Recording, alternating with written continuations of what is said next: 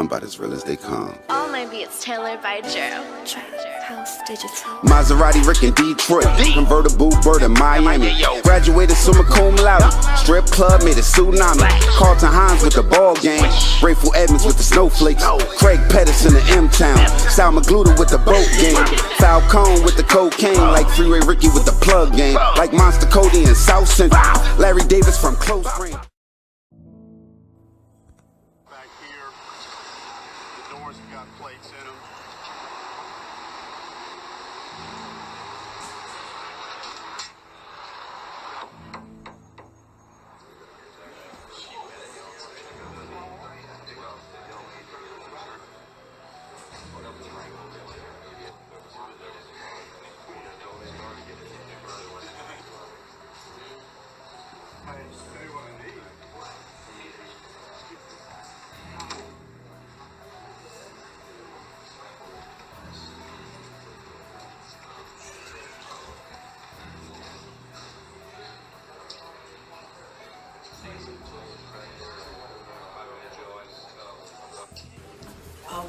Danielle is my baby sister. She's the youngest of 9 siblings, and it was devastating on the family, and there's so many other elements that played into her being sentenced. Danielle, when she was sentenced to the 3 life sentences plus 20 years, it blew our minds because they didn't have any evidence.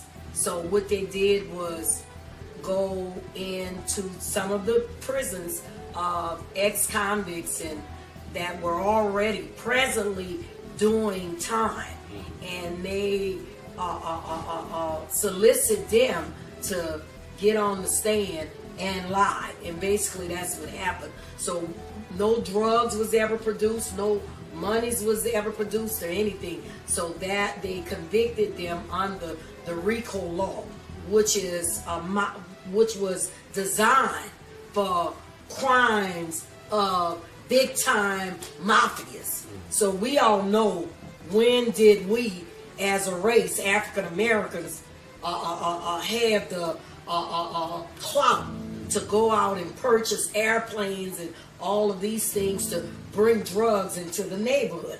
Never heard of. So that's what that law was set up for, the RICO law.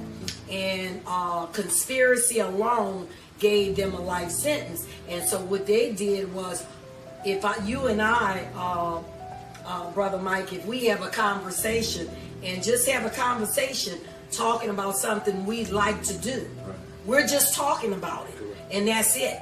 But we never followed through on any plans of that discussion. That discussion alone, the government says that's conspiracy, and that's what brought her the life sentence. And then money laundering, and I think it wasn't no possession of anything like that, because again, they never got any drugs or anything off their persons.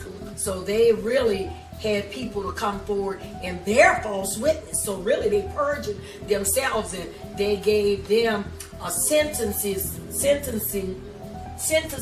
reduction in return for their testimony. Danielle was a first-time offender, never been in trouble a day in her life, not at all. And we thought this was harsh and cruel. And I'll never forget, on the day of her sentencing, the judge said if it was not for the mandatory minimum sentencing guidelines, she would have only received 5 years. So imagine if those mandatory sentencing guidelines weren't in place. That's a vast difference. 3 life sentences plus 20 years compared to 5 years. Well, good morning. The Drug Policy Alliance says that the war on drugs has done more harm than good. Joining me now is the president of the host, actually, of the event, is Ara Glasser. And tell us why your group believes that the war on drugs has done more harm than good. Well, there's a lot of reasons. One of the major ones is that the war on drugs in this country has actually become a war against black citizens. What I mean by that is that 80% of all drug users are white. only 13% of drug users are black. But 2/3 of people who are in prison for drugs, and I'm talking mostly about nonviolent offenses, are black. And this has a major effect on things like voting, because in this country we bar people who have been convicted of felonies from voting in most states. So you got 5 million people out there, disproportionately black, who are barred from voting. In the states of the Deep South, 30% of all African American men cannot vote because of felony convictions, and the single largest reason for that is drugs. How do you change policies to address that? Well, it has to be through legislation. People have to be upset about it.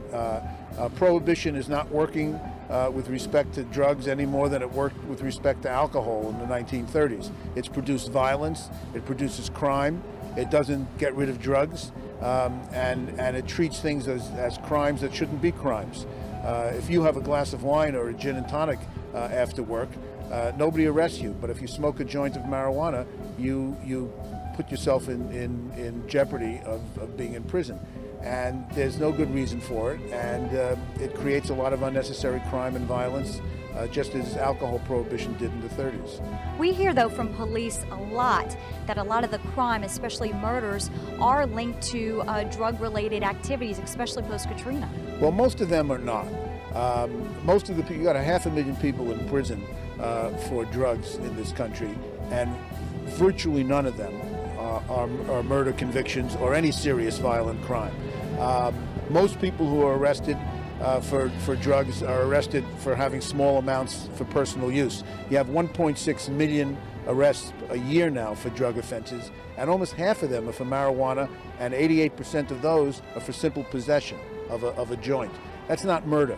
And what murders and crimes, violent crimes, do exist are because of people who are selling and buying and get into disputes with customers and with competitors, the same way that happened in alcohol prohibition. Al Capone did not shoot people because he was drunk. He shot people because he was involved in settling disputes in the marketing and sale of alcohol at a time when it was a crime to do that. If you are selling it, nobody gets shot for selling cigarettes. And the reason is because if there's a dispute between manufacturers or customers, they go to court. So it's the prohibition law that creates the crime, not the drug. Well, thank you so much again, Mr. Ira Glasser, the president of the Drug Policy Alliance. Yo, we back. It's your boy Popalot. Mobb ties. We on our way to Louisiana with it. New Orleans, to be exact. All my niggas from the NO, y'all niggas get in the comment box. Y'all know how we do it. Now, today we are going to be covering somebody that I got millions of requests on, and finally got a chance to get to them. And the person that we speaking of is going to be actually Glenn Metz, and really it was more. This is going to be one of them stories where I almost got more requests to cover the enforcers of the gang than I got to cover the actual gang itself. So now, just to kind of put that into perspective, I said we was going to be covering Glenn Metz, but this is also gonna involve a person by the name of Gennaro Meatball Arthur and Gerald Knapp Elwood. Now, this organization, based on my research, pretty much was active from the mid-1980s, predominantly 1985 to right around 1990 to 92. According to federal prosecutors, they're going to say Glenn Metz formed his drug rank just before he met the girl that would become his wife and also his co-defendant in the case. And like I brought up, 1985 is when it got started. And they're going to say Glenn Metz and his crew came to dominate St. Thomas and Calliope.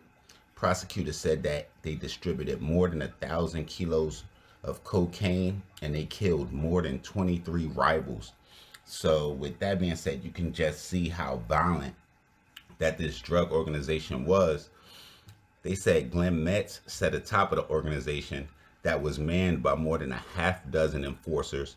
And we spoke on the enforcers earlier, so you can just imagine those were two of the main ones that name still ring bells in the streets these days. Now, they said that they would drive around the town in a vehicle that had homicide written in gold letters on the front. So if you guys paid attention to that video that we watched, that's going to be the homicide mobile that they was talking about that was notorious in the streets. They're going to say Glenn Metz wore a $12,000 medallion on his neck that said Glenn Metz loves cash money. So that just shows you how blatant, how vicious this organization was. They were indicted in 1990, and 8 people from that indictment were arrested at that time. It was 2 people that remained free during that time, and one of whom is going to be Danielle Boo Metz, and that's what they kind of call her in some of the news outlets. And she was recently released and pardoned by Barack Obama.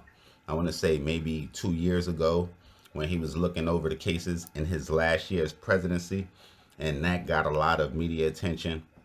But she was charged just like she was one of the ringleaders, and they're gonna say like she was his right hand woman in it. And we talked a little bit about the enforcers. They said they killed 23 rivals, but to some accounts, they say Meatball Arthur, who was the other person that was free that they were looking for, and he was on the run for 2 years, they would end up catching him in Seattle as a dishwasher in a restaurant. So this shit just goes full circle. And in some articles, they say he killed up to 70 people, but they really hone in on 2 killings. And they're going to say with him as his role as enforcers, they say he's believed to have been one of the persons that machine gunned 3 people to death and wounded 2 others in Earnhardt Expressway ambush. And that, from what I've seen, that's going to be a real controversial subject, because one of the people that end up surviving the Earnhardt ambush, a guy by the name of Winfred Carr, I saw in Knapp's appeal where they wanted to contest, because when it first happened, he said he didn't know anything, he didn't see anyone, but then he would go on to testify that he saw another one of the enforcers, a guy with the last name of Hemstetter, in Elwood shooting at him. And Meatball shooting at him, and they also involved Knapp and that somehow. So that's kind of a touchy subject. And they're gonna say on another occasion, they're gonna say that Meatball Arthur confronted a government witness in Calliope housing projects and just pretty much machine gun his legs, leaving him as an example, and just in case anybody else would want to testify against this organization. So they were definitely next level.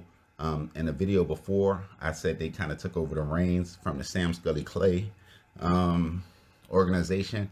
It's even hints online that reference Meatball Arthur in that slang. So it's just real murky. This was a real trying time in New Orleans. Like I said, it was from 1985 to 1992.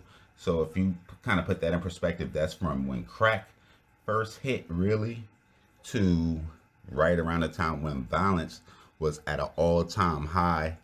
Just definitely in that city, but pretty much across the board worldwide. But we gonna go down the line and we gonna cover every real one. Y'all make sure y'all follow me on Twitter, POP_A_LOT. I'm gonna be back with some more real Trill Spill shit. Y'all hit the bell below me, and y'all get in the comment box. Y'all direct message me, all that. I'm here for it. And y'all know what it is. The Mobb. Mobb. Ties.